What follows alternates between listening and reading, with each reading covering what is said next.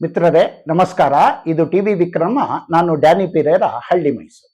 ಮಿತ್ರರೇ, ಪ್ರಾಚೀನ ಸಾಹಿತ್ಯದಲ್ಲಿ ಹೇಳಲ್ಪಡುವ ಮಾತೊಂದಿದೆ. ಧೀರಸ್ಯ ವ್ರತಮೇ ವೈತ ಸ್ವಧರ್ಮೇ ನಿಧಾನಂ ಶುಭಂ ಶತ್ರು ಮಧ್ಯೆ ಸ್ಥಿರೋ ಯೋಧೋ ಜನನಂ ಮರಣಂ ಸಮಂ. ಅಂದ್ರೆ ಧೀರನಿಗೆ ತನ್ನ ಧರ್ಮಕ್ಕಾಗಿ ನಿಲ್ಲೋದು ಪವಿತ್ರ ಕಾರ್ಯ. ಶತ್ರುಗಳ ಮಧ್ಯೆ ನಿಂತ ಯೋಧನಿಗೆ ಜನನ ಮರಣ ಎರಡೂ ಒಂದೇ. ಇದಕ್ಕೆ ನಿದರ್ಶನ ಎಂಬಂತೆ ಮೆರೆದ ಒಂದು ಮಹಾನ್ ಸಾಮ್ರಾಜ್ಯ ಅಸ್ಸಾಮಿನ ಅಹೋಮ್ ಸಾಮ್ರಾಜ್ಯ. ಬ್ರಹ್ಮಪುತ್ರ ನದಿಯ ತೀರದಲ್ಲಿ ಹಸಿರು ಹಸಿರಾಗಿ ಕಂಗೊಳಿಸಿದ್ದು ಅಸ್ಸೋಂ ದೇಶ. ಮಂಜಿನ ಹೊಗೆಯಲ್ಲಿ ಮಲಗಿದ್ದ ಪರ್ವತಗಳು. ಎದ್ದು ಬರುವ ಏಕೈಕ ಧ್ವನಿ ಅಹೋಮ್ ಸಾಮ್ರಾಜ್ಯದ ಅಗ್ರಜರ ಬಾಯಿಯಿಂದ ಹೊಮ್ಮಿದ್ದು ಸ್ವದೇಶ ಮತ್ತು ಸ್ವಧರ್ಮ ಎಂಬ ಘೋಷ.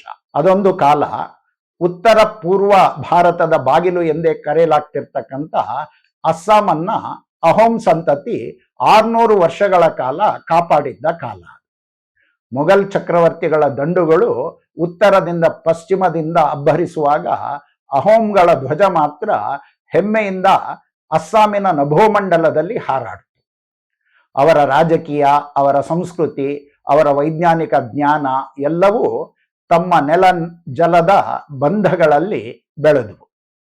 ಅಹೋಮ್ಗಳ ಶಕ್ತಿ ಭೂಭಾಗದಲ್ಲ, ಜನರ ಹೃದಯದಲ್ಲಿ ನೆಲೆಸಿತ್ತು.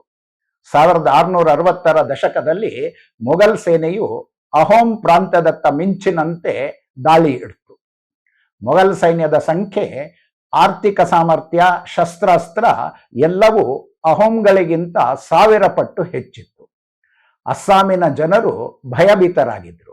ಬ್ರಹ್ಮಪುತ್ರದ ನೀರಿಗೂ ಕೂಡ ನಡಕ ಎನ್ನುವಂತಿತ್ತು ಆ ಸ್ಥಿತಿ.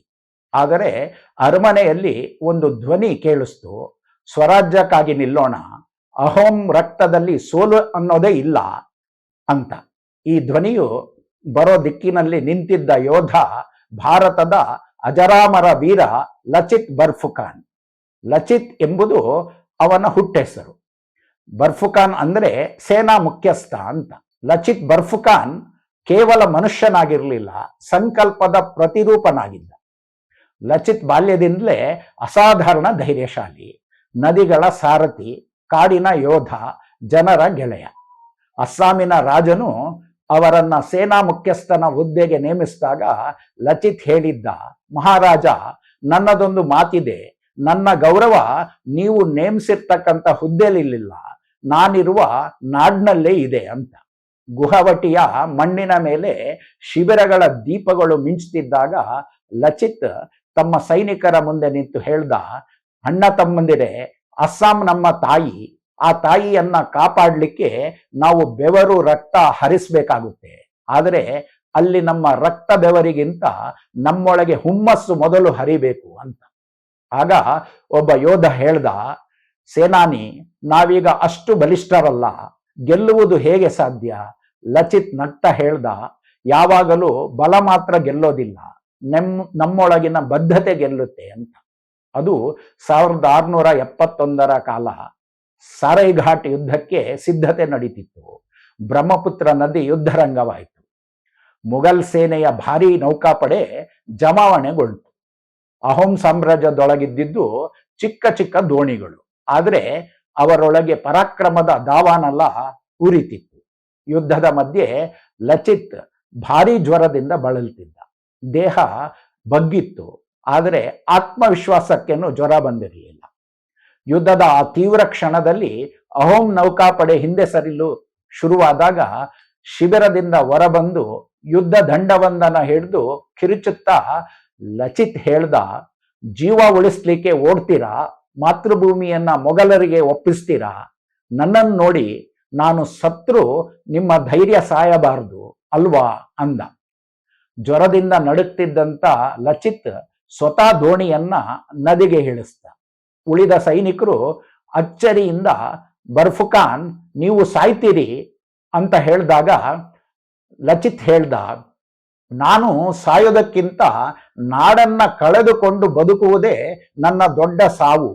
ಆ ಸೈನಿಕರಿಗೆ ಈ ಶಬ್ದಗಳು ಖಡ್ಗದಂತೆ ತಿವಿಲಿಕ್ ಶುರುವಾದವು. ಅಹೋಮ್ ಯೋಧರು ಇಂಜರಿದೆ ಮೊಘಲ್ ನೌಕಾಪಡೆಯನ್ನ ಎದುರಿಸಿ ನಿಂತು. ಅಸಾಧಾರಣ ಮಂತ್ರದಂತೆ ಯುದ್ಧದ ದಿಕ್ಕು ತಿರುಗ್ತು. ಲಚಿತ್ ತನ್ನ ಜೀವ ಕೊಟ್ಟು ದೇಶ ಉಳಿಸಿದ. ಸಾರೈಘಾಟ್ ಯುದ್ಧದಲ್ಲಿ ಮೊಘಲರ ಸೇನೆ ಸೋತು ಓಡಿಹೋಯಿತು. ಅಹೋಂ ಸಾಮ್ರಾಜ್ಯ ಉಳಿತು. ಆದರೆ ಈ ವಿಜಯದ ಬೆಲೆ ಅಷ್ಟೇ ದುಃಖಭರಿತವಾಗಿತ್ತು. ಲಚಿತ್ ಬರ್ಫುಖಾನ್ ಯುದ್ಧದ ಕೆಲವು ದಿನಗಳಲ್ಲೇ ತನ್ನ ಪ್ರಾಣ ಬಿಟ್ಟ. ಅಹೋಂ ರಾಜ, ಅಸ್ಸಾಮಿನ ಜನ, ಸೈನಿಕರು ಎಲ್ಲರೂ ಈ ಯುದ್ಧದಲ್ಲಿ ಬಲಿಯಾದರು.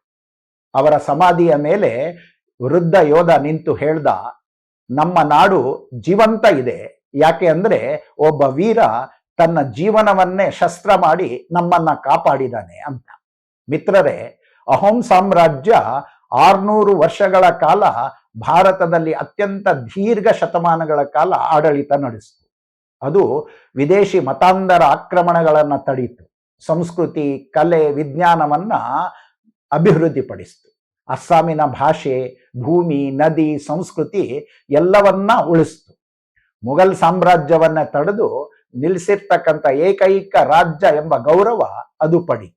ಈ ತೇಜಸ್ಸಿನ ಕೇಂದ್ರ ಬಿಂದು ಆಗಿದ್ದ ಲಚಿತ್ ಬರ್ಫುಖಾನ್ ಇಂದು ಬ್ರಹ್ಮಪುತ್ರ ನದಿಯ ತೀರಕ್ಕೆ ಹೋಗಿ ನಿಂತಾಗ ಅಲ್ಲಿನ ಗಾಳಿ ಬೀಸುವಾಗ ಕೇಳಿ ಬರುವ ಆ ಧ್ವನಿ, ದೇಶಕ್ಕಾಗಿ ನಿಲ್ಲು, ಅಸ್ಸಾಮನ್ನು ಕಾಪಾಡಿದ ನನ್ನಂತವರ ರಕ್ತ ಇನ್ನೂ ಈ ನದಿಯಲ್ಲೇ ಹರಿತಿದೆ ಎನ್ನುವ ದೇಶಭಕ್ತನೋರ್ವನ ಧ್ವನಿ. ಮಿತ್ರರೇ, ನಮ್ಮ ಪ್ರಾಚೀನರ ಮಾತೊಂದಿದೆ, ರಾಷ್ಟ್ರಾರ್ಥಾಯ ಯಥೋತ್ಯಾಗೋ ಯೋಧಸ್ಯ ಪರಮಂ ಧನಂ ಅಮರತ್ವಂ ತದೇವಾಸ್ತೆ ಶೂರಾಣಂ ಕರ್ಮಭೂತಳೆ. ಅಂದರೆ ದೇಶಕ್ಕಾಗಿ ಮಾಡಿದ ತ್ಯಾಗವೇ ಯೋಧನ ಸರ್ವೋತ್ತಮ ಧನ, ಅದೇ ಅವನ ಅಮರತ್ವ. ಈ ಮಾತಿಗೆ ಅನ್ವರ್ಥ ಎನ್ನುವಂತೆ ಬದುಕಿ ಅಸ್ಸಾಮನ್ನು ಮೊಘಲರಿಂದ ರಕ್ಷಿಸಿದ ವೀರ ಸೇನಾನಿ ಲಚಿತ್ ಬರ್ಫುಖಾನ್. ಈ ಯೋಧನಿಗೆ ಶತ ಪ್ರಣಾಮಗಳನ್ನು ಸಲ್ಲಿಸ್ತಾ ಈ ಸಂಚಿಕೆ ಮುಗಿಸ್ತಾ ಇದ್ದೇನೆ. ಮಿತ್ರರೇ, ಮುಂದೆ ಮತ್ತೊಂದು ವಿಷಯದೊಂದಿಗೆ ಮತ್ತೆ ಭೇಟಿಯಾಗೋಣ. ಅಲ್ಲಿವರೆಗೆ ನಮಸ್ಕಾರ. ಒಂದೇ ಮಾತರಂ. ಟಿವಿ ವಿಕ್ರಮ, ದೇಶ ನಿಮ್ಮ ಕೈಯಲ್ಲಿ. ಈ ಕಾರ್ಯಕ್ರಮ ನಿಮಗೆ ಇಷ್ಟ ಆಗಿದ್ದಲ್ಲಿ ಲೈಕ್, ಶೇರ್ ಹಾಗೂ ಕಮೆಂಟ್ ಮಾಡಿ. ಟಿವಿ ವಿಕ್ರಮದ ಕಾರ್ಯಕ್ರಮಗಳನ್ನು ನಿರಂತರವಾಗಿ ವೀಕ್ಷಿಸಲು ಸಬ್ಸ್ಕ್ರೈಬ್ ಮಾಡಿ, ಬೆಲ್ ಐಕನ್ ಒತ್ತಿ.